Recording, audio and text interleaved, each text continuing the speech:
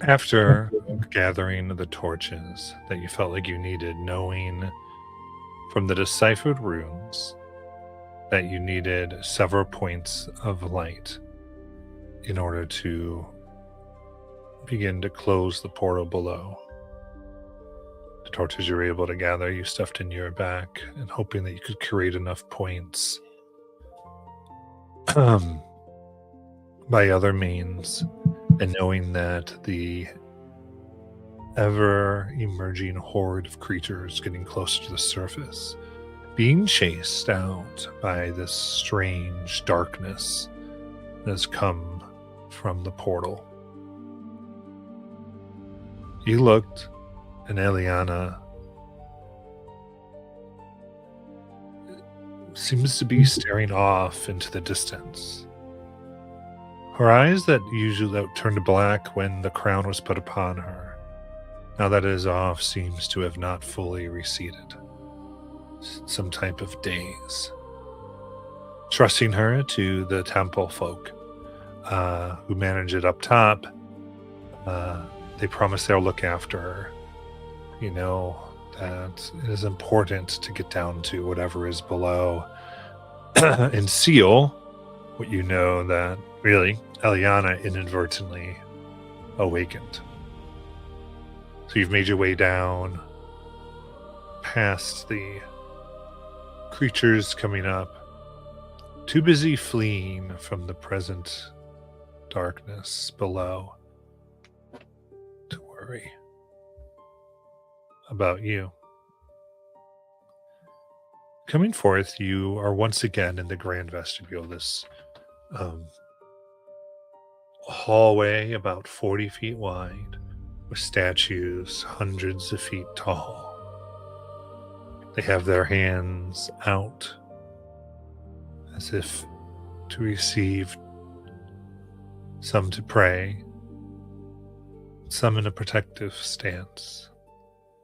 The design made so that as you walk, it seems like they are looking directly down at you, and as you look behind you, it seems as though they are watching you pass.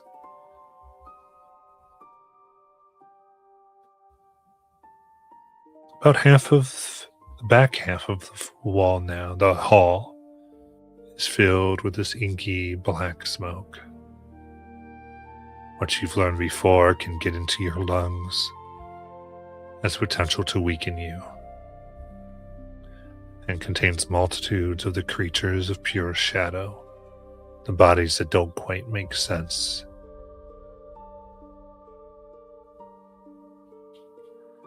And then, pushing out from it, you see a creature that's way more flesh than you're used to seeing down here within the shadow. I think they cough just a bit.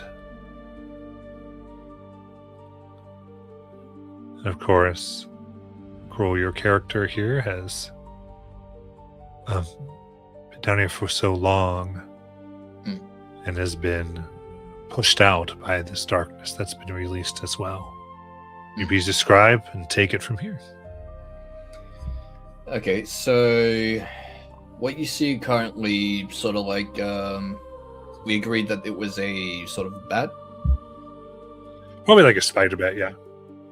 Yeah, so you would have seen some of the wings and the legs torn off as they weren't considered essential for what he's doing. As you walk down and you essentially see this blood red scaled, draconic looking figure hunched over, one hand clasping on the bat's head and the other one clasping on its thing, as you hear chewing and bone snapping, as you can tell it is eating this thing. And sort of hearing you two come down, it stops for a moment before turning its head up and turning to look at you with a side eye as you see blood and saliva dripping down its jagged teeth. It seems to be about 7 foot. It seems to be about 7 foot 8 feet in 7 feet 8 inches in length, as it stands on all fours, moving away from the bat and continuing to look at you, not with a sort of hunger, but still eyeing you with a sort of quizzing look, like as you're different from the usual things it sees down here. Garen, I told you the baby dragon would find us. Mama must be close. What you see in front of you is the 8-foot silverback gorilla in a loincloth. Has these weird type of...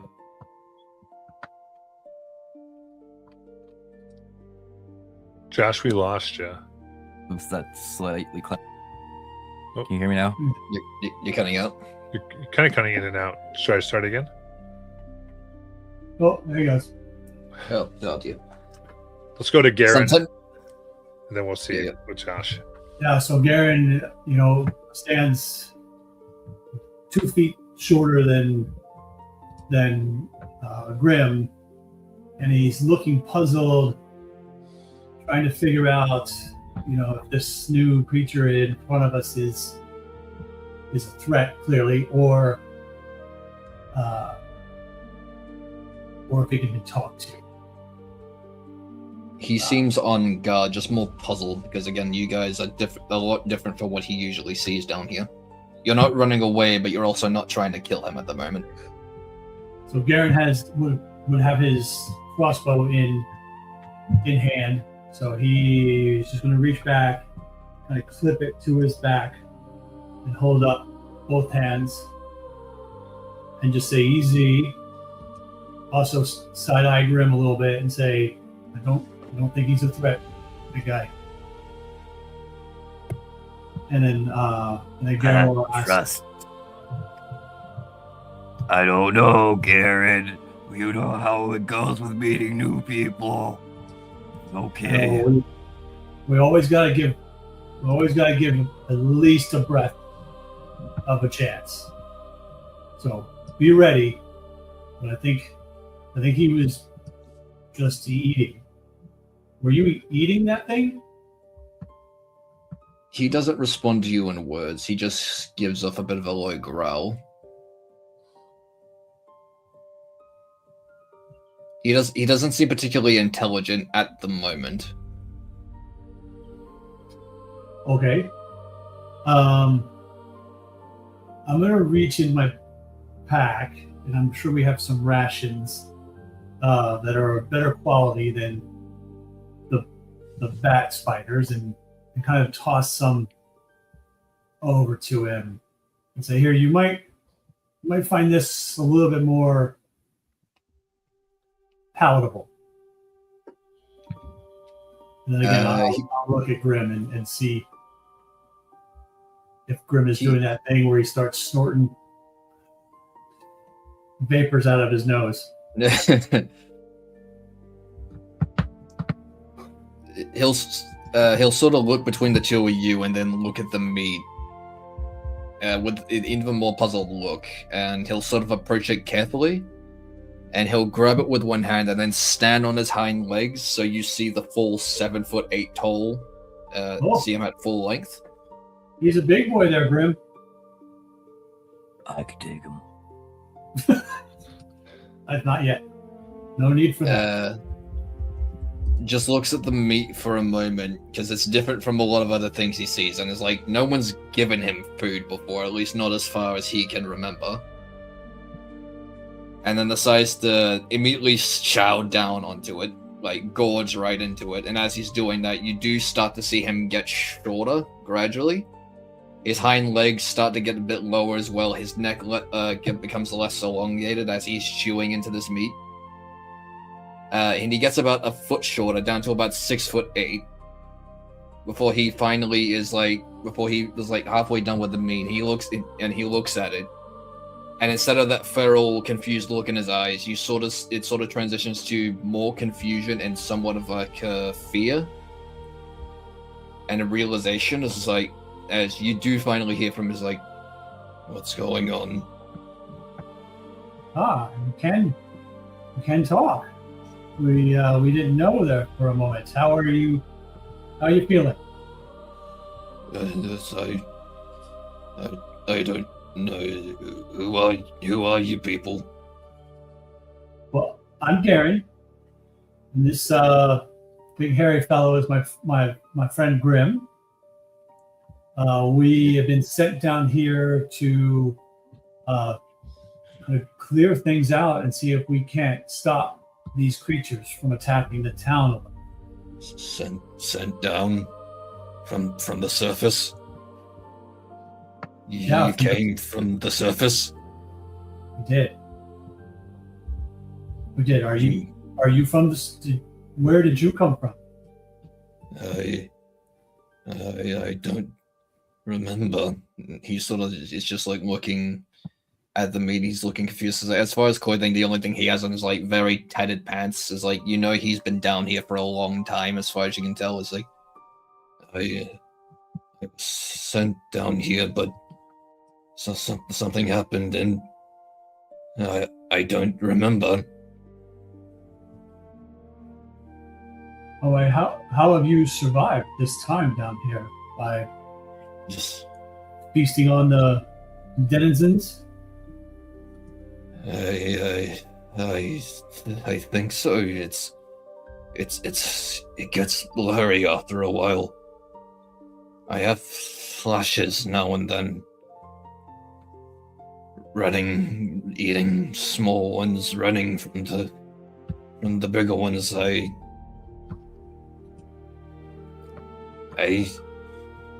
I suppose that's how I survived. I really don't remember. How long have I been down here? Why am I down here? Those I don't think are answers that we can provide you. Do you have a name? What can we call Nietzsche. you? I remember my name was Nietzsche. Nature. Nietzsche, like Nietcha. Basically, you spell it as Neetcha.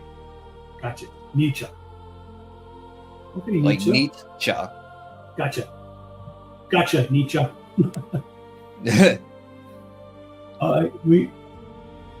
We know the way out, but we have to do something very important here. You're talking about that, right? Yeah. When we came upon you, you were a different creature. Is that a thing you can control?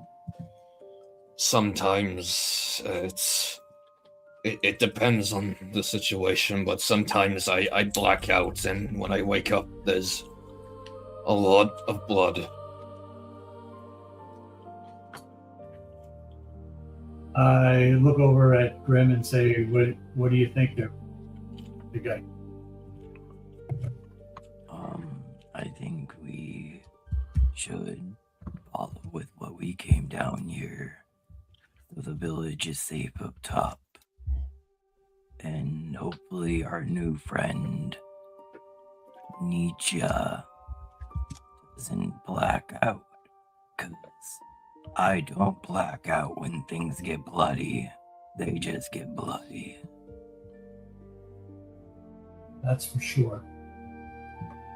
But since you're going to help, and Grim tosses you one of the torches that we came down with, this might keep the darkness from approaching. The second you throw the torch at his feet, he does like instinctually back up a bit, sort of at like an instinctual fear. But he does calm down and slowly bends down to pick up the torch. It's like, what's this for? That is part of the sacred fire from up top. It keeps out the darkness. Do come. So? What year do you last remember? We was. Can I make a knowledge roll for this one? What should we trying to figure out in the knowledge? Just like a rough idea of what he was sent down here for. Oh. Or And can I feel just... like I feel like you know that. So, Well, you can yeah, true. yeah, I think. So he does, looking at the torch and hearing that, he does like squint a bit, like he's trying really hard to remember before something, a slight light bulb does come down. It's like, I was sent down with some others. We were sent to look for something. But then something happened and I got trapped. That's all I can remember. If there's a way back up to the surface, whatever help you need, I am ready to lend my aid however I can. Just, I need to get out of here. Yeah, there's a way, but we need to kind of take care of some things down here first. If you think that you can keep it together, I will try the best I can. I may know the way to where you seek. That would be a great help. Is above table, is Whisper still with us? Yeah, I think she would be. Whisper is a spy that we got some information out of that kind of cost her job. So now she's also hunted, so she's thrown in with us to basically get her out of town and away from That something. sounds rather unfortunate. So I think we should maybe head. I think you know The where. door is this way. That's where Ellie went. Also, the darkness is more you can see blunt. We have Remember, to go through that, Grim. yes, and when she was coming out of there, she kept referring to it as her babies. So, there's more than one thing in there, and it's not gonna be happy when we bring this light. Should never let her put that crown on, Grim. You weren't with me, glowing frog. What do you think I'm gonna do? She's really pretty. It appears I have a great deal to learn of you folks. Yeah, we've had some adventures already in the short time that we've been together. So I think we take care of this, get you out of this hole, and figure out where we go from there. Whatever aid I can be of, I will try my utmost best. Hopefully much aid, because right now we need it. And I think Grim's going to start leading the group forward down to the entrance of the hole that we opened. Absolutely.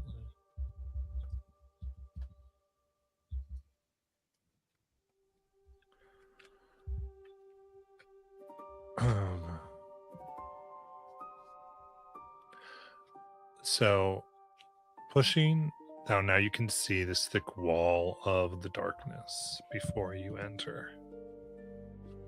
And the light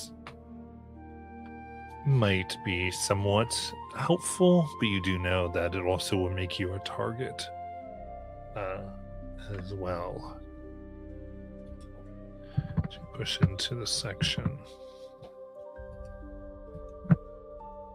Staring at it, it's very clear that since the last time you were down here, and with what Ellie was doing with the crown, it has spread. And you can just see it roiling and the shadowy creatures within.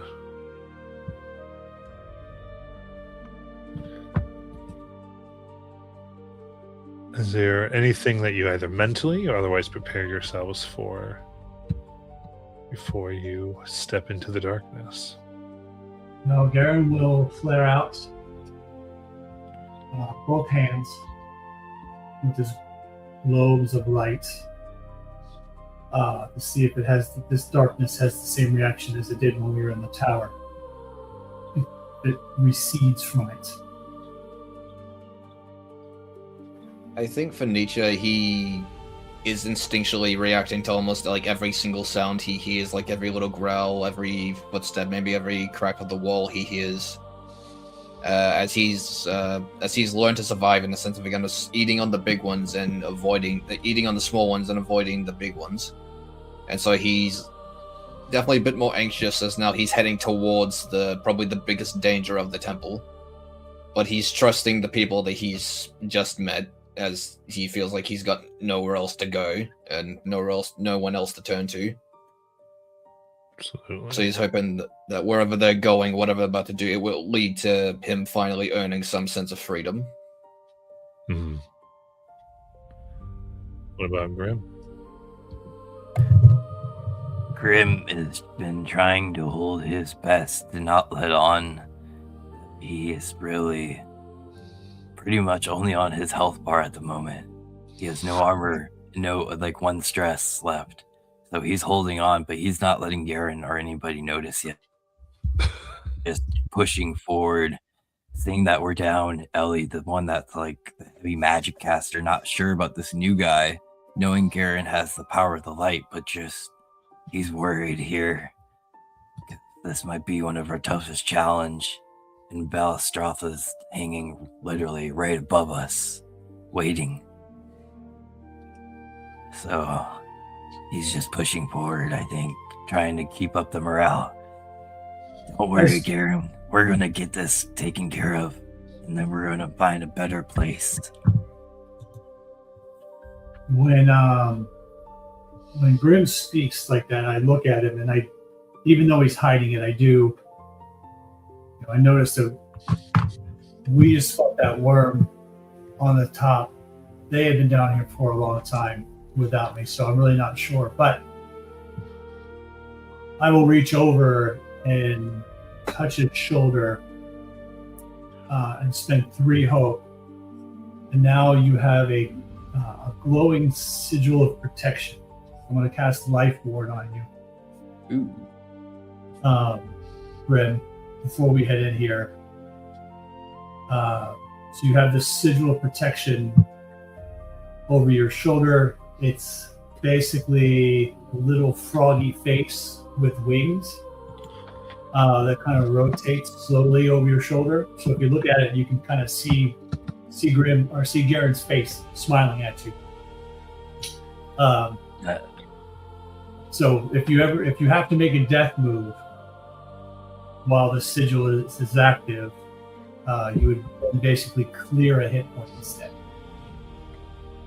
Thank you. You like the crush and the croak. Remember Okay. that. Niche. I will be sure to, if I can. And then Garen places his hand on your shoulders. Thank you. All right, let's go close this hole.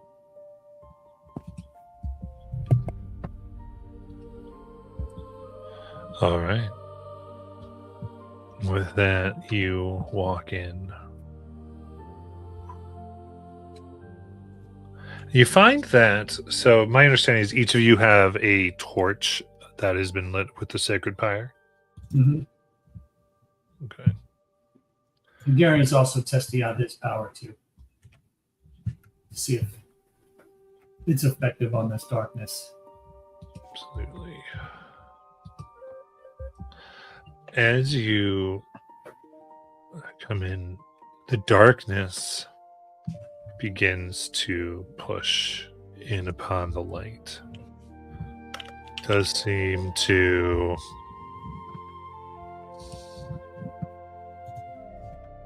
it does seem to be propelled somewhat, or sorry, repelled somewhat, but it's still slowly encroaching in around you.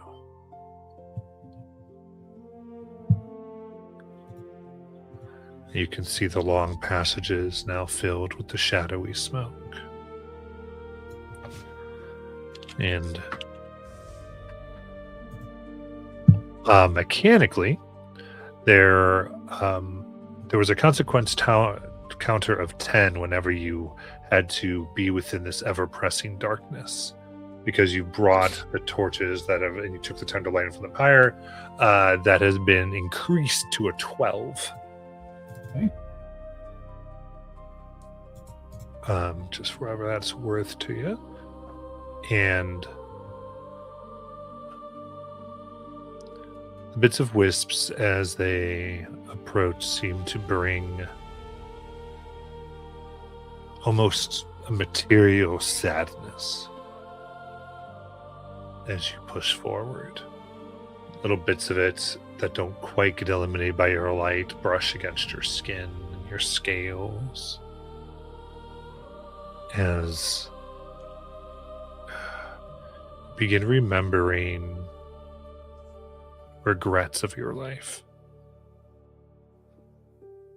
I'd just like to kind of get into each character's head. What regret do you feel like your character is remembering right now?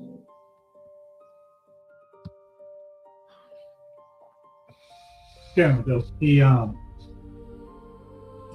had a little bit of this in the tower with the visions of his grandmother telling him about the gods, how to believe in himself and his power that he has within. And that has overwhelmingly now come back. And he regrets not listening as a younger frog, and instead of listening to the fears that he had, not believing in his family and in his inherent abilities. So with that sadness, he is just remembering his grandmother and remembering those times where he dismissed her instead of being true to himself and to his heritage.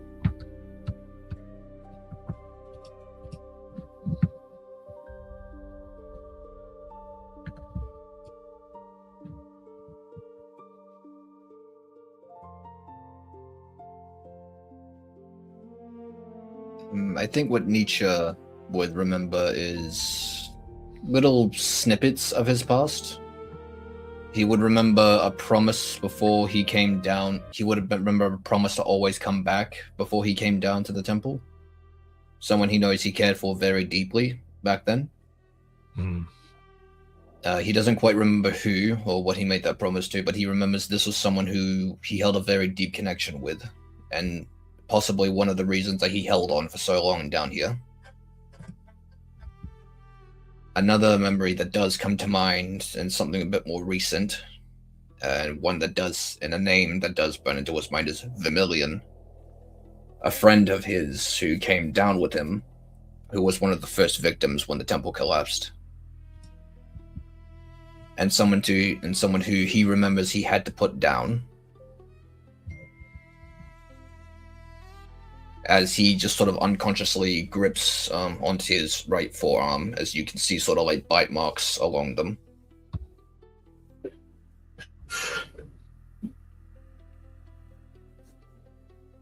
And he's just like, and that's just sort of the state he's in. He's just constantly caressing his forearm, sort of like striking along the bites, and just remembering his old friend who he had to kill. He can't quite remember why.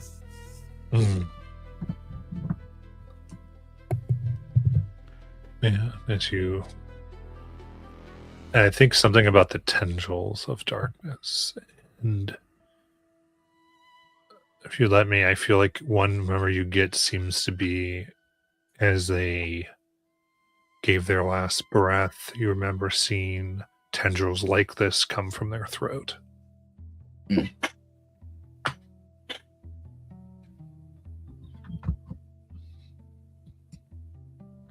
And I think that's what would cause confusion, because while he doesn't have memories of what came before, he does seem to recall something's wrong, something went wrong.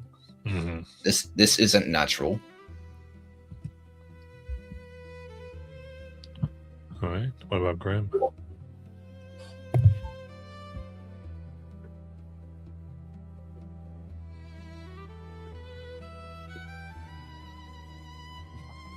Josh? Good. We don't hear you if you're talking, buddy.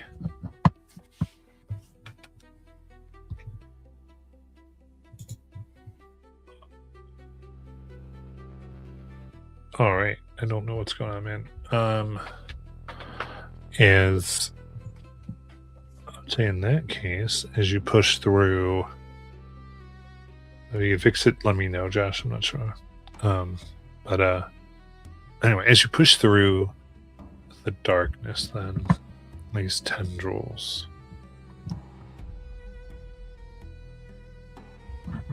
Yep. yeah, we'll just keep going. I'll get in here.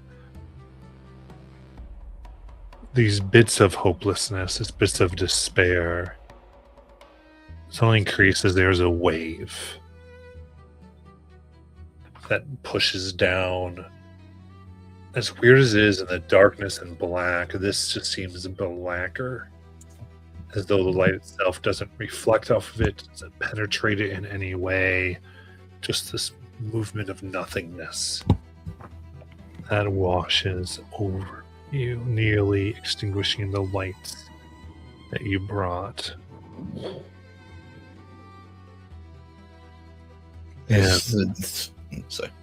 Sorry. And what I'll need is strength or instinct reaction.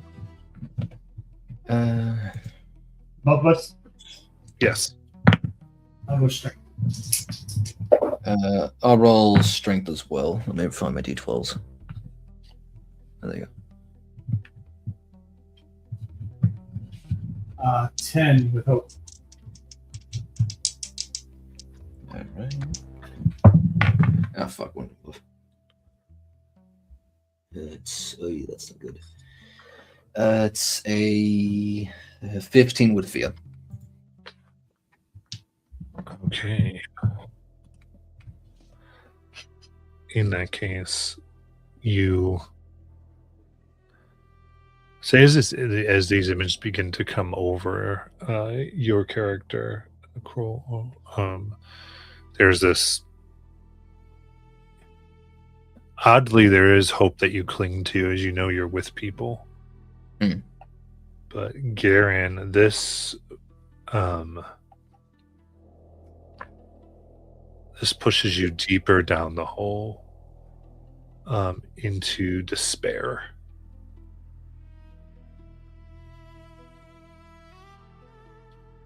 What shadowy thing do you see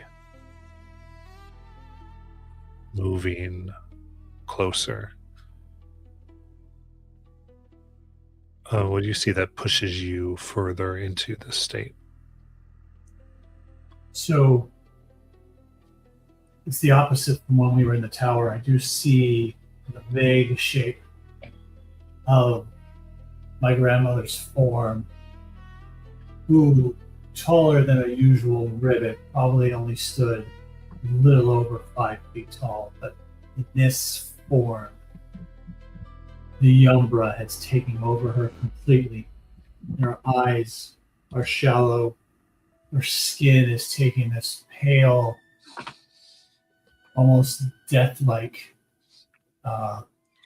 glamour across her, whereas before, when she was alive, she was this bright green and nearly with these blue kind of stripes around her forehead and down her shoulders and neck. And now it is just pale, sickly green, and it is coming out of this darkness and pointing at Garen, almost like, you caused this.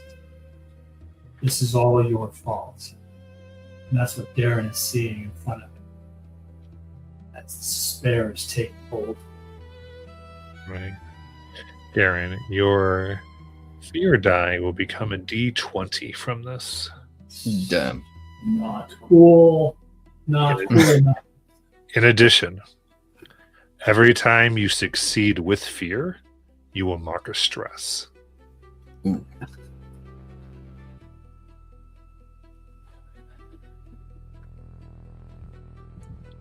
And then you look here as 8 forms or physical gnashing teeth begin to form, licking their lips, ready to attack. They mostly seem of shadow, but as they swirl around, there's a sense at which they could become more physical at any moment. I think, Garen, this obviously like pieces of your grandmother looking Mhm. here. And I'm just gonna, again, this moment as they came with this, I'm gonna spend another fear here, and they are going to attack. There's 8 of these. 4 of them are going to go to Cruel. I'm sorry, your Nietzsche. Mhm. Go to Nietzsche, and 4 to Garen. Let's make this roll. Grim, where are you? I know, where's our guardian? And let's just do this. As I do this, just add 1 to your evasion scores. Okay. To at least, I don't know, somehow make up for what's going on. And we'll see what happens. That is only a 5. So as they swarm, how do you each get out of the way? Garen is immediately going to take flight. While he's not sure if these things can get up off the ground, he knows that he just feels instinctually that even with the despair, he knows that the wings are there as a means of rescue. So almost without thought, they open, and he takes off to get out of melee or close range. So that's what he does at that point. Got it. This sort of situation is not exactly new to Nietzsche. He's avoided creatures like this for a very long time, so he knows how to sort of duck and weave and hide and do whatever he needs to do. As one swings at him, he ducks out of the way. Once another one swings at him, he manages to sort of jump over it, and he instinctually gets on all fours like he's about ready to go into his previous one, but he sort of like shakes his head as like there's people around him. He can't really afford to do that. So he gets on his legs again and notices an old, busted up nearby greatsword nearby, next to him. How convenient. And seeing that he sort of like tucks the torch into his belt, and then picks up the greatsword and takes on, instinctually takes on a sort of fighter stance. But is still looking like has that low growl and is like gnashing his teeth, but that's still a little bit of drool, like he's expecting his next meal. You got it. And we will pass the spotlight to the 2 of you.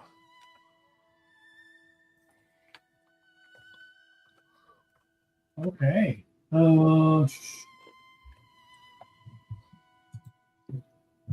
So, I just as far as the distances go now, Very close.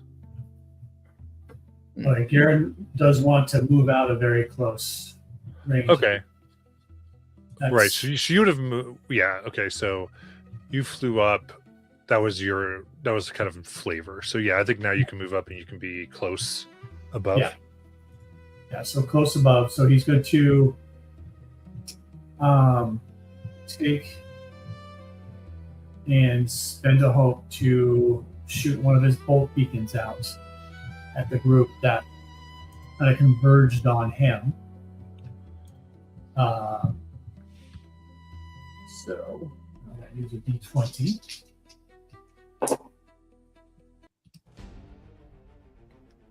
That's actually 19 with hope. Nice. Ooh, nice. As he fires it into the group to kind of light them up. Absolutely. Roll that damage. That is 2d8. That's 12. 12 magical damage. And now this group is vulnerable. As the bolt comes out of his hand, engulfs the group, Okay. and now they're glowing. Right. This is the single target spell, right? It is a single target spell. So if I don't know how they're mechanically if it's 8 of them. Yeah, absolutely. Yeah, this isn't a horde. This is several different. Okay. Yeah. Then I just. But I totally get how you're thinking. Yeah. So perfect. So that does it. Actually, will strike 2 of them as they seem to shrivel and disintegrate from the light. So none are vulnerable because you killed them. Okay. But, 2 are out of the picture. There's still 2 left on the group that Exactly. attacked me. Okay. and Okay. And that would yeah, we got be- 2, so it's basically back and forth at this point. You have the spotlight.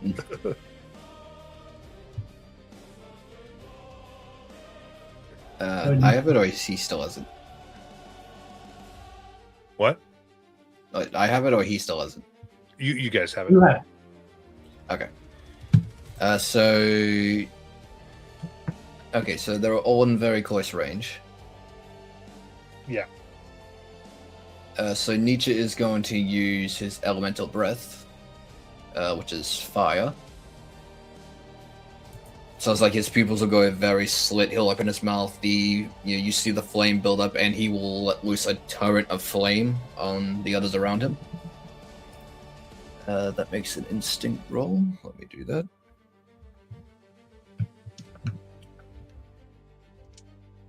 There's a breath against a group of targets. Train as an instinct weapon. That will be a 9, about a 10 with fear. Okay. 10 with fear. They all dodge out of the way. Let's see. Damn. Okay, that's consequence. With that, as I get a spotlight, I will spend 2 fear, and there's another roiling of the shadow, as now something that your senses try to make sense of, as though seeing something that you're not meant to be able to comprehend, that your mind is just trying to make a visual cue so that you can somehow process it. This creature with nearly 3 eyes and teeth, anatomy that makes 0 sense, comes and roars. And it will go.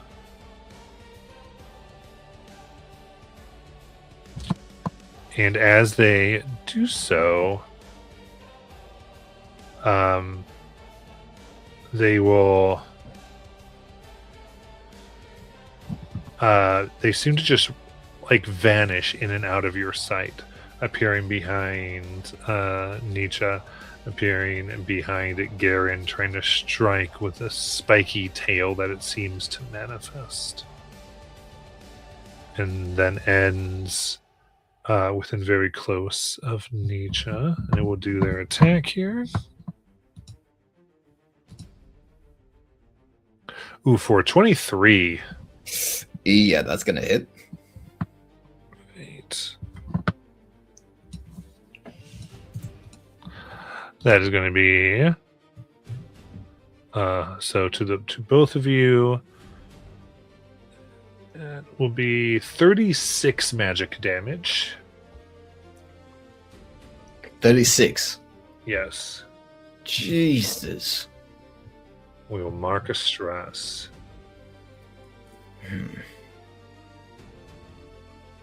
Okay, hold on. Scales under protection, so... Okay, so I'm gonna... But for that one, I'm gonna use my scales, so I can mark If I get severe damage, I can mark 1 stress to lower a hit point. Oh, nice. And then still use armor, right? I thought we couldn't use armor for magic attacks. No, you can. Oh, okay. It's direct damage that you don't use armor for. Gotcha. Yeah, I'll use the scales and then I'll use the armor. So I'll mark 1 stress and then mark an armor slot.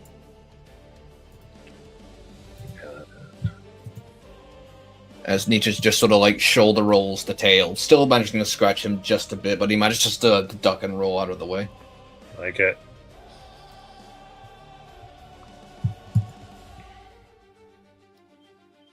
So on that one, so that one's still in very close range.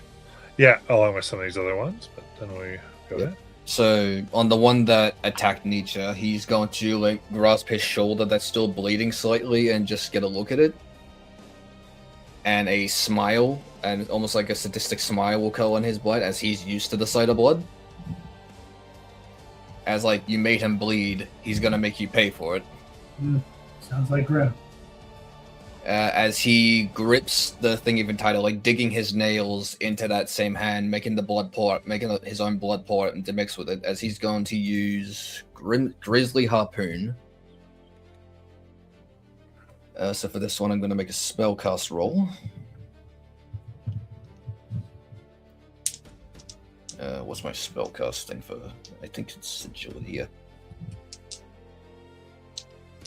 So that one will be a. Good God, I gotta stop rolling with fear. That's not too good. I think that one will just be an 8 with fear.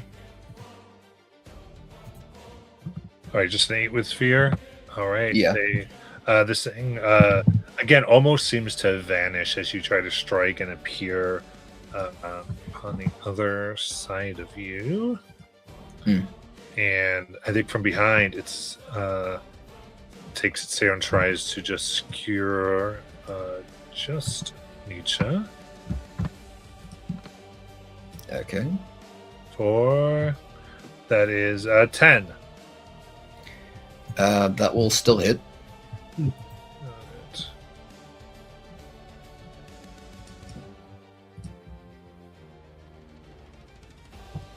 That's for 8 magic damage. 8. Okay. I'll mark another armor slot to take that down to nothing. Nice. As Nietzsche will quickly get on his hind legs and manages to just duck out of the way. Or like get on all fours to duck under it. You got it. And then the remaining 6 of the small ones will go forward and try to do their attack here. 3 and 3. Only for a 6. That'll miss. So Garen, that's how you move away, and I'll pass the spotlight. So Garen is still hovering, out of so close range, I guess, and he is going to take and try to get rid of a couple more, just like he did the first time with his bolt beacon. So he'll fire into the group.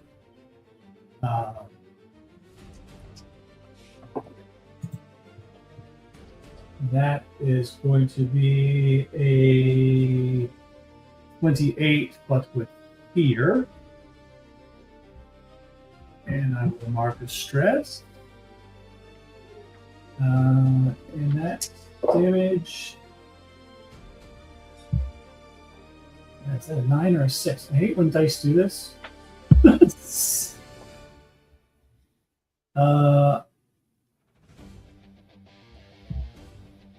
I'm going to say 6, so it looks different than the other one. So, 17 points of magical damage. Ooh, very nice. Sorry, was this the leader? No, this was on. I'm trying to get rid of a couple of the other ones. Yeah. You got it. So 17. So that's going to eliminate 3 more, put us down to 3. Nice. I love this guy, but the 9 and the 6 look exactly the same. I feel like I gotta switch up my dice. I gotta start rolling with fear. But that was with fear, Matt. So I did work. Okay, got it. Thanks. With that, the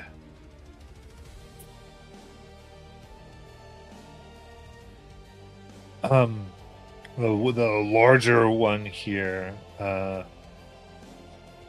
of like breathes in and out like heavily. As it does, more bits of these independent wisps resembling the others begin to fill the space, as he will summon 7 more. Damn. Jesus. Oh, could use Grim right about that. And then I will mark a field to activate all 10. So this is going to be 5 and 5.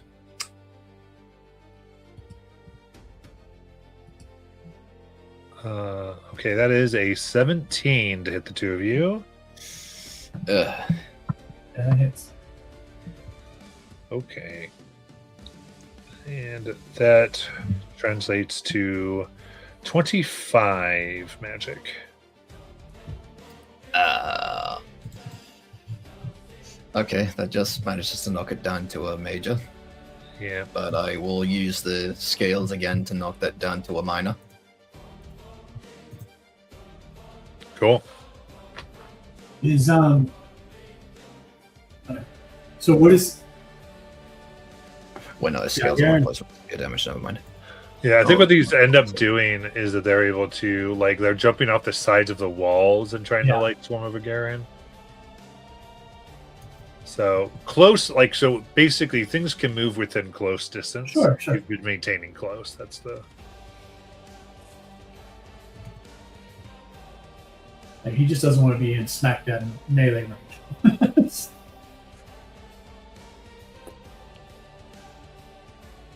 Absolutely. Great bow is within.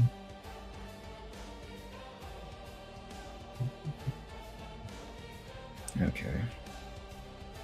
So I think seeing this, Nietzsche's going to realize, okay, the big one, Yeah. as he's going to use his Grizzly Harpoon again.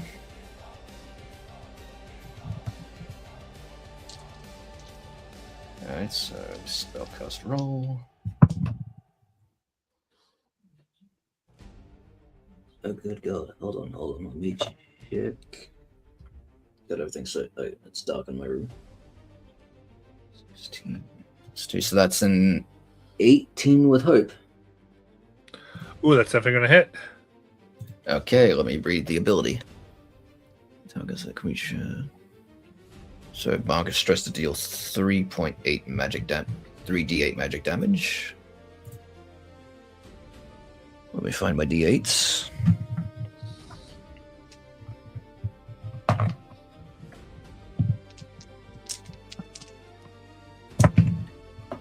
Okay. Let me see if there's any modifiers. So my counting's going to be a bit slow. Alright, so that's 5, 6, so 11 points of magic damage. Ooh, very nice. That is minor. Mm-hmm. And doing that, so this thing has like a push or a pull, a sort of a pull function, so I can pull him either towards me or I can pull myself towards him. Nice. In this case, Nietzsche is going to yank on the blood chain to pull himself towards the creature and try to get a bite in sort of what he'd think the shoulder would be. Oh, nice. Like, get the teeth in and just really try to dig down. Ooh, like And that. he is going to use Brand of Castigation. Ooh. When you deal damage to a creature, mark a stress to see a red magical mark on them. Until this mark disappears, you always know the direction of the marked creature relative to you, and that creature marks stress each time it deals damage to you or an ally of yours within close range of you. Oh, very nice. So I will know always where he is, and if he deals any damage to anyone, to me or in anyone very close range of me, he marks a stress. So let me mark my stress. and he is branded. So that'll be my turn. Is Darren able to move out to far range? Yeah. All right. So that that is what he'll do if it's flying, a little bit higher to get a better view of the battlefield. Because all of his things are within far, and he knows that if he stays any closer, he might end up going down. He is very, very damaged. His mind is racing. Armor is basically hanging on by a thread, so he'll move out to far. Again, going to spend a hope to now target, after he's seen multiple creatures just reform from this large beast. He will target the big guy, the larger creature, with his bolt again. And that is going to be 9, 16 with fear. Okay. That does hit. Okay. So that is going to be 8 magical damage. And now he is also lit up and vulnerable for any attacks that come his way. Got it. All right, so leader is vulnerable. And you said that was with hope, right? No, that was with fear. That was with fear. Okay. Go. All right. It will man, oh man. Yeah, I guess it is going to the big one will continue and focus on Anisha and go to try to do a skewer. That is 11. I think hits. Yeah, that'll do it.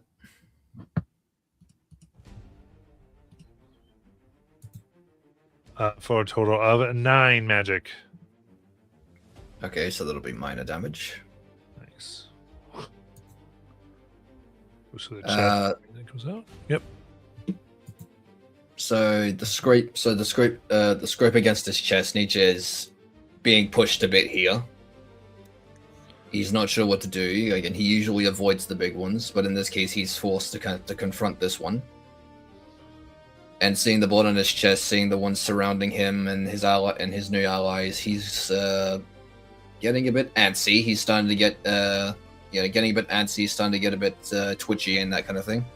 As you start to see him start to grow again, those hind legs, as you saw before, start to get tall. The neck starts to elongate. He starts to hunch over a bit as you see him grow back to his 7'8" draconic form. Nice. As he's going to go werewolf, basically. Where dragon? Yep. And he will just grip onto the great sword that he was holding onto and try to make just a wild swing at the creature. Let me just read this again. Once when we gain a D10, yeah, it's all. So I'm assuming for attack this is 2d6 plus 1d10. Okay, let me... Oh no, I gotta make my attack roll first. My bad.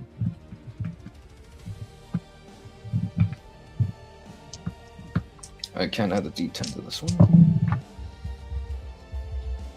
Hey, okay. Wait, I think... Oh, that's double sixes, baby. That's critical hit. Ah, there we go. Okay, so that's the maximum damage. That would be 2d... Yeah, that would be 2d10s. Do I add the werewolf dice on top of that, so I'll make that 3d10s? Yep. For that critical hit? Okay, so that will automatically be 30 points of damage. Or 30 to hit. Oh, wait, yeah, 30 points of damage. 30 points of damage. Very on nice. top of his werewolf form. So what's the total damage? Let me find the dice real quick. I reorganized everything, so the initial is 30. Rolling the extra d10s. That is a. Oh, that is. So that's a 15 plus a 14, so 29 on top of that. So I think 59 points of damage. Okay, then we're going to count that as massive damage. So we'll do 4 HP for that one. Nice. Nice job. Gotta love Vikings. There we go. Those are damage numbers I'm looking for. Like, there we go. There we go. With that, it hisses. You can see it. Your mind trying to understand it being hurt as pieces of it seem broken, and almost like it's shattered, but it's being held in many pieces by the shadows that move in between. And was that with hope or fear? That was a crit. Crit. It was critical. Absolutely. So you all Which spotlight. All right, so I'm not Garen's- sure how it would work in a werewolf form, because I know in a werewolf form, if I roll with hope, then I would gain a stress. But considering that was a crit, I would like gain a hope and clear stress, so that might cancel each other out. I'm not too sure. Oh, that's right. So you probably get nothing with the werewolf. Yeah, I mean, I got massive damage. So that's You got something. you got massive damage, but yeah, I think that would be the way that would work. Yeah. So the big thing is really hurt. Yes. Is that what I'm gathering from it? Okay, Super so, hurt. Yep. So Garen is going to. He knows that this fight has got to end now. So he's going to call on his Orderborn upbringing, and he has a quote in mind that he says, "The shield that wavers destroys the line." So he needs to be strong here. He needs to end this now. So in that case, he's going to use also a D20 as a hope. So he's got a D20 as a fear and a D20 as a hope now. This creature is still vulnerable, so I'll roll the extra D6. Evens out. Nice. That's going to give me 21, unfortunately, with fear. Yeah. So 21, actually 24. Or to to mark hit. the stress for fear. Mark the stress. So that puts me at 8 stress, though. I guess we will. Is that full stress, or do you still have something? That's full stress, yeah. Okay, so then you are vulnerable. Okay, so now I'm vulnerable. But And every I'm time hoping- you mark a stress, you would mark an HP instead. Gotcha. Okay, so 21, I'm going to assume hits. Yes. All right, so the damage roll, one be a big one, 11, 14. Oh, yeah, 14 magical damage. All right. How do you want to do this? Nice. So Garen knows he's at his end, and he knows that this is not it. If we can't take this creature out, we'll both go down. And he definitely doesn't want to go down, but he also doesn't want to fail Nietzsche. Just encountering him and bringing him along with us. And he sees how Nietzsche has now taken back this form. So he just puts everything he has into this bolt and tries to make it the brightest that he can. Normally he shoots these out of one hand, but this time it's just both hands out. And this beam of light goes right into the creature and disintegrates it the rest of the way. Nice. And wings kind of collapse into him, and he tumbles down to the ground, heaving, and All right. just kind of beside himself because he is completely maxed with his stress. His hit points are almost to the end. Boy. And so then we have the last of our. So we start with the 10 little guys on the ground, and I have Spotlight. So that was with Fear. And let's go. They will try to swarm 5 and 5. A natural 1, folks. Let's go. How do y'all get out of the way? I think that the way Nietzsche does is like as that beam of light hit the big creature, he did drop the great sword for a moment and like backed up quickly to covering his eyes because he's never seen light that bright for so long. It's like he's sort of stunned for a moment, but then he manages to snap out of it and sees the creatures starting to swarm Garen, the new ally he's made, and the creature's starting to swarm him as well. So he quickly lunges to grab the great sword. Nice. And sort of like swing to get the others back away, and then lunges over to Garen to do the same thing, like swing his great sword to try and get the others to back up, and do like his usual growls and roars to try and scare them off a bit. Okay. I was getting out of the way. Oh, sorry. Garen And is even- going. Oh, sorry. Mitchell. So I do want to say this: like, you do this time hear him speak in his form, and so like back off. Nice. Yeah, and Garen, as he hits the ground, though, his wings just come across and perform and act almost like a shell around him. As his last, it's almost, again, it's by instinct. It's nothing that he's doing on purpose. It's just last that it came to the ground, wings covered him in a protective shell almost. All right. I like that. And you all have the spotlight. What range are these creatures in now? They'd all be with melee. Oh, damn. Okay, that's very close. So yeah, definitely Nietzsche, considering there's a whole group of them, Nietzsche is going to like just do like a spin breath attack just to try and get all of them. Because the breath attack can target all creatures within very close range. Oh, nice. Yeah, I think so. So you kind of spin around to get a better look. Yeah. Alright, let me roll the... It's an instinct weapon.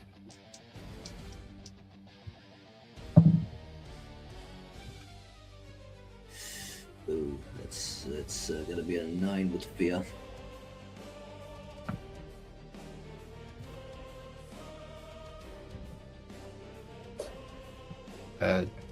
Did you hear me? Sorry, 9 with fear. That is going to miss. Ah. What is that?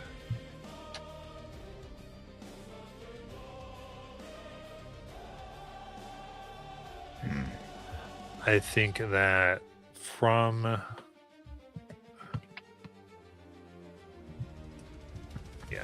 gonna do this. Push in, and as you see these now spreading, you see your blood, you know that your goal is beyond. And there's a part of the two of you that I think like now begin to doubt whether this could be completed, and it seems as though that doubt is heard deeper in, and another wave and rush of darkness flows. And as you kind of look behind you, can just see the movement of this darkness go to the end of the tunnel and begin to spiral almost like in a cyclone up as it is now beginning to travel towards the city. And that's what I'm doing with my spotlight, extending the shadow, and I will pass it back to all of you. So these Does are- Garen... Sorry, go. No, I'm not asking. So the creatures the 10 that were still there, they're like leaving or No, the 10 are still here. okay. It's just that, like, you know that basically you don't have much time to do this before the shadows that you ultimately unleashed are going to engulf the city. Right.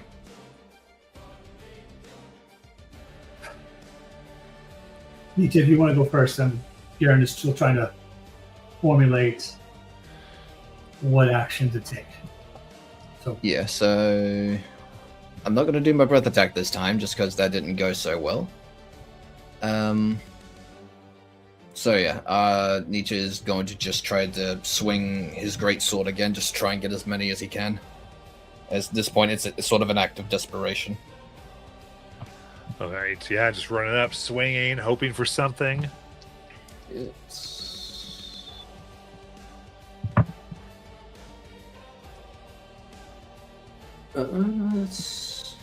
somewhat decent. That's a 16, 18 with fear. Okay. 18 Good. with fear, that does hit. Alrighty. So it's double check. So that's 2d10s. Oh no, 3d10s technically because I'm still in werewolf form.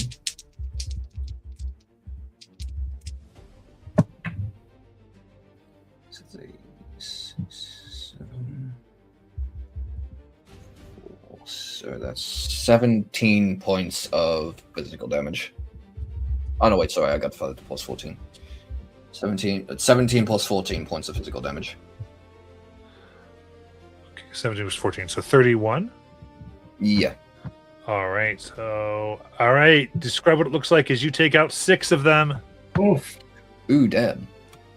So again, sort of like seeing them closing in, the darkness start to spread. Nietzsche knows something is going wrong and is sort of in an act of desperation at this point. So he's just like, no form or finesse whatsoever. He just grabs the great sword and starts swinging wildly to whatever he can. Anything that gets too close, he lunges and bites and tries to and tears off what he can. And sort of go into like a desperate feral mode, as he is. It's a mixture of like claws, the sword swing, the bites, and just anything he can use as a weapon, he can, and anything that he can rip off, he can. Nice. They take in, I imagine you might even like take the skewer tail of the one you destroyed, that's the leader, and then skew them, and you get them. Yeah. And that was with fear. So the other, so you did 6. So the other 4 are going to focus upon you, Cruel, or Nietzsche, and attack. An 11. Yeah, that'll do it. All right, that is 20 magic damage. Ooh. He's gonna mark an. I'm gonna mark an armor slot to reduce that to minor. Got it.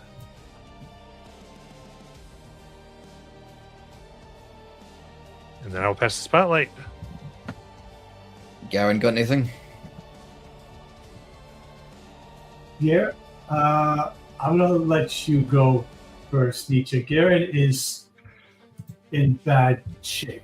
And he knows that with his state of mind, if he rolls badly, he's going down. So he's gonna let Nietzsche go and then see if he can help after that as a last, almost as his last gasp. So yeah, he'll sort of just. You see, he's barely standing. He's generally on one knee. His wings are still kind of covering. He has not been able to stand up to get into the fight again. So He'll sort of just like look back at you and still like squaring up to the last 4, and he'll sort of look back at you as like, I didn't spend here for God knows how long just for you to give up and die down here. You promised me the surface, damn it! You're gonna give it. And he'll same sort of thing, like give more of a wild swing. 2d12s. I was going to add a d10 to that last roll. Oh, that's fine.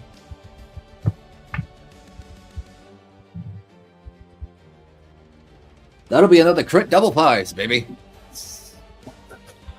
There we Well, go. That'll be a base 30 for that critical.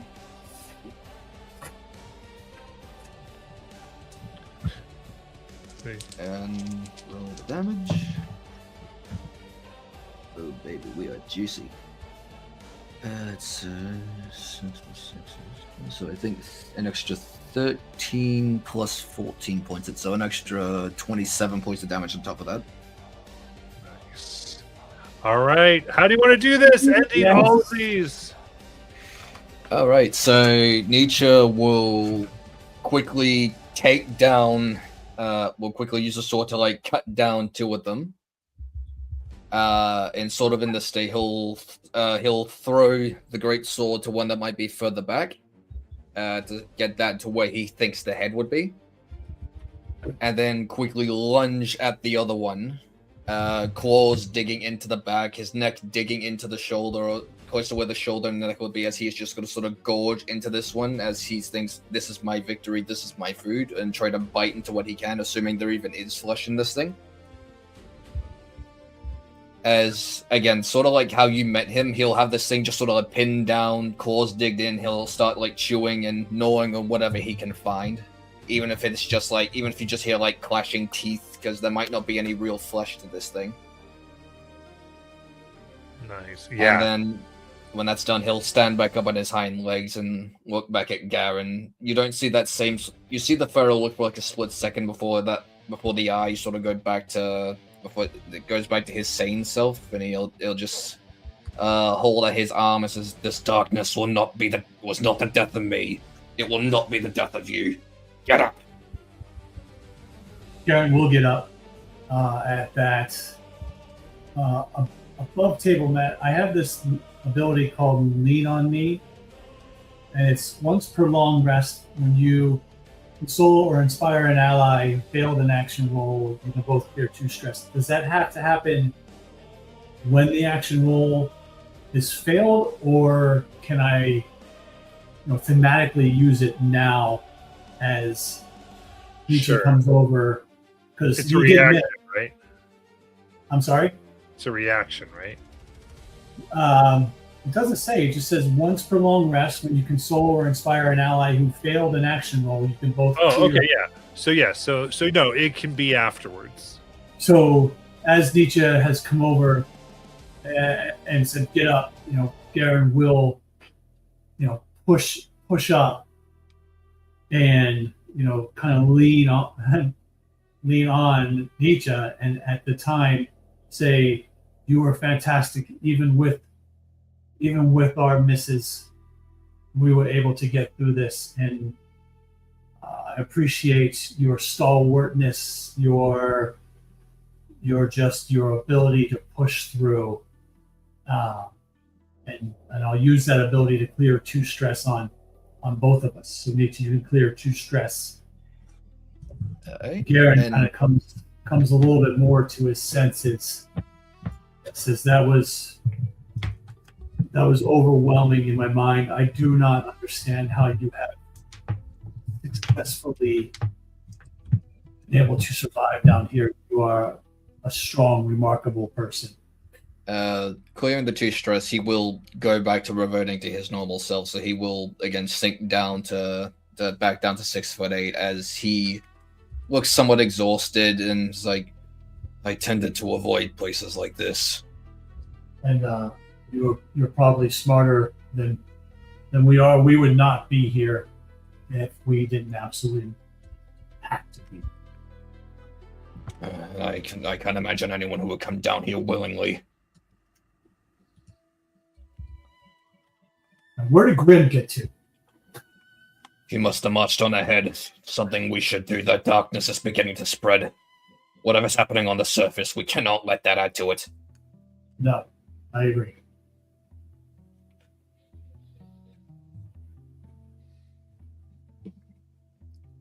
And then I guess we'll march on ahead. Yeah. Pushing forward, bloodied, hurt, armor down. You go forward, feeling now the push against your bodies of darkness, because it was odd, like you knew it was there, and now you feel the physical force of it as you have to walk and get towards the portal. Now, at the end of this, you can see that there are 6 hands that have been carved and set into the wall. Between them, you see the swirling darkness that pushes that your light barely illuminates. On each hand, there is a small depleted sunstone. You were able to, before Ellie passed out, she passed on to Grim, who passed on to you, that each of those have to receive light at exactly the same time, each from an individual source. And that is the only way to close the hands.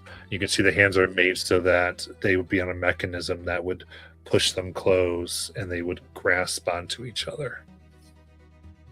These hands is roughly 20 feet carved. Look at this portal immense. How are we to do this? We did take enough torches. But how are we going to do this in tandem with only a few of us? Is the question.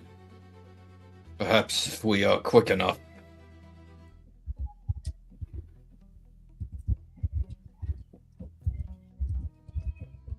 Now, I thought we had gems. We have to figure out how much money Ellie had too, because Ellie was holding our cash.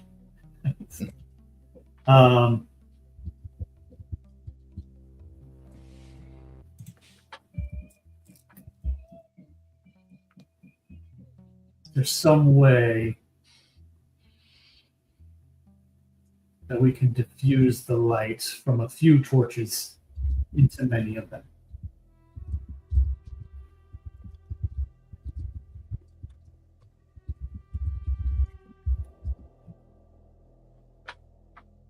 And we have to figure out how you would do that, I guess. So the best way in Deadguard is to come up with how you think you would do that. Right. You'd roll to see. I'm just trying to see. What I was saying is do we have any of those? Would we have any of those gems that we've had Ellie was kind of gathering and collecting? Absolutely, we'll pass Ellie's inventory along. So just spacing out the just like height length. Would these things be like head height? Like we don't have to do any climbing to light the hands?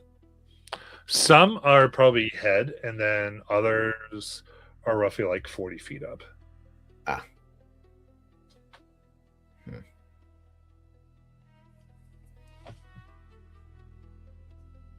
Okay. And how are they spaced again? Like you said, they're about 20 feet apart from each other? Yeah, roughly.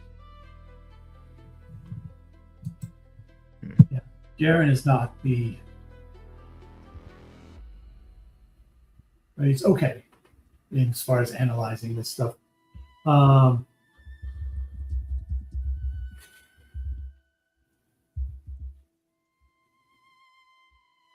So at most, we could probably hold... Well, with Whisper here,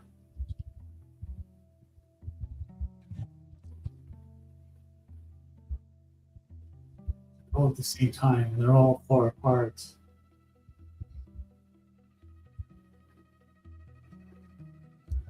So I kind of want to try this. Sure. So Nietzsche, seeing this, will close his eyes really quick because he remembers and tried to remember the times in this temple when he's had to either chase something down or run away. So he knows that for ruins like this, he's had to be nimble. He's had to do climbing. He's had to do crawling. He's had to do a lot of ways to avoid to catch or avoid what he could. As he's taken a deep breath, and you do see him begin to grow again, back into his Lycan form. Although he seems more in control, as he is basically going to eye sort of the torches on the left side. We'll take out the torch, get on all fours, and as fast as nimble as he can, we'll try to light as many of them as he can. Like, the short ones, the high ones, Get the small ones, and then try to climb the statue to the 40 feet ones, and then try to light everything as quickly as he can on his end. Okay. So you're using the torches and okay. So I guess give me a finesse for this. I was kind of hoping for agility. Okay. And this I is feel like there's a lot of precision in it. true. Alright. Not too bad. That's a 19. Well, hold on. So it's 22 with hope. Okay. I think with that. All right, so you're getting that ready, and you're using your single torch. Yeah. Okay. So, I feel like you can probably get it to be lighting 2 of them. Does that make sense? I suppose so. Yeah, and Garen, Hold on, my things. I think my internet might be bugging out a bit. All right. Remember, you do have spell effects that can produce light too. can Garen use his bolt beacons to attempt to light them as well? Yeah. And then I think we would have Nietzsche can get 2. Garen has the ability to roll. How many of them could I, if I get the right angle, how many of them could I get within very close range of me? Probably those 2. I'm trying to think of like how this would work. I mean, it seems to me that 2 using like a mundane thing to split a light. I'm also thinking like he can use his flame breath again to try and get like a Oh, gotcha. Yeah. So that would. Okay. I think if you tried to do this, you could. So the idea would be you kind of leave this one set. As you kind of drop it, you're jumping over to the other 2, letting your flame breath go. At the same time, Garen is trying to light another 2 up with his beam. Yeah. I would just let you do the flame breath roll, I think. Okay, so I need to make a 13 spellcast roll.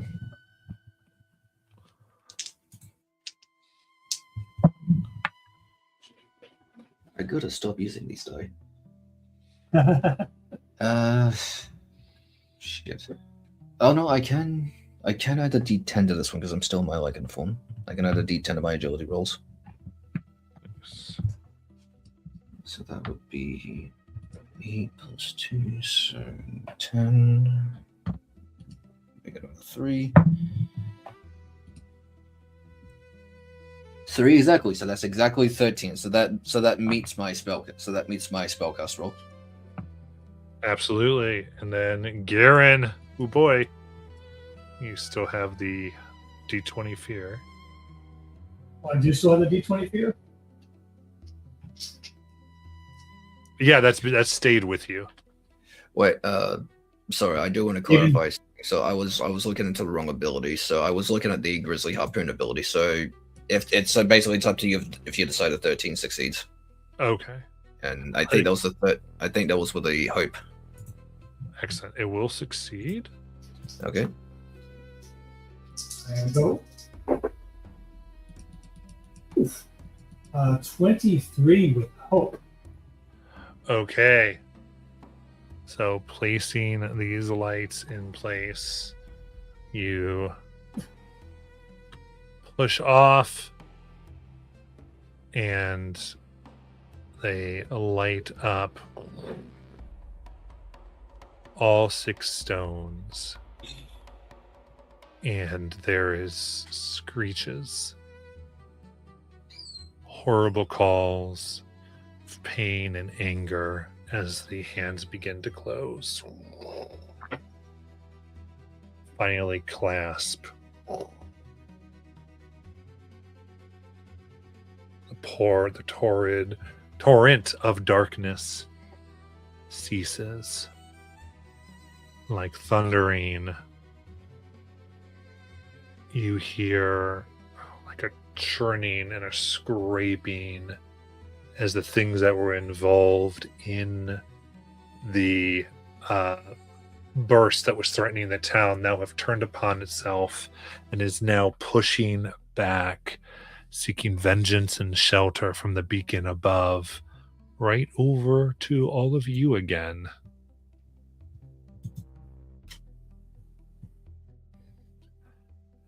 And I think thematically we can end there for tonight. We good with that? Yeah, for sure. Yeah, we're good. All right. We'll come back to that moment next week. Huzzah. Aha.